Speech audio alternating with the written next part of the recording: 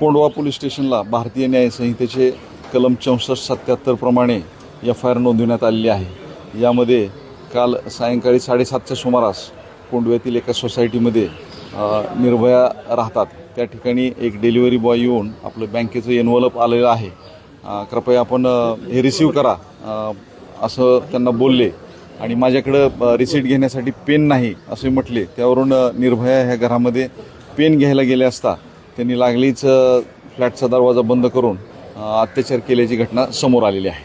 Sir, तो घरात घुसला त्याने तिच्या तोंडावर स्प्रे मारला अशी देखील माहिती आहे। याबाबत आम्ही घटनास्थळाचा सविस्तर पंचनामा केलेला आहे। घटनास्थळावरती आयकार फोरेन्सिक एक्सपर्ट्स बोलवण्यात आलेले होते। त्यांना बेशुद्ध करण्यासाठी स्प्रे किंवा इतर कुठलं काय वापर झाला याबाबत विश्लेषणांती आपल्याला ठोस माहिती मिळेल। सर, आरोपीने तिच्याच मोबाईलमध्ये स्वतःचा सेल्फी काढला आणि काही मेसेजही लिहिला असं देखील समोर आले। आम्ही निर्भयांचा मोबाईलची पाहणी केली असता त्यामध्ये एक फोटो आढळून आलेला आहे आणि त्यावरती मेसेजही मिळालेला आहे।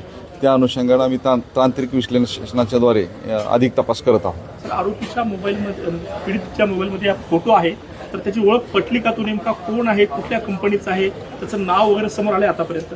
त्या अनुषंगानं गुन्हे शाखेची आणि आमची परिमंडळाची जवळपास 10 पथके आरोपीच्या मागावरती आहेत। लवकरच आम्ही आरोपीला अटक करण्यामध्ये यशस्वी होऊ। सर, घराचा दरवाजा बंद असतानाही आरोपी घरात कसा शिरला? त्याने काही बहाणा केला होता का? नेमकं काय झालं? फ्लॅटचा बेल वाजवून त्यानं आपलं एनव्हलप आलेलं आहे आणि मला याची पोच द्या, मी पेन विसरलेलो आहे असा बहाणा करून घरामध्ये प्रवेश केला आहे। त्या पीडित तरुणीनं त्या खरंच पार्सल तिचं होतं का काही खोटा बहाणा होता हा? याबाबत आम्ही अधिक तपास करत आहोत।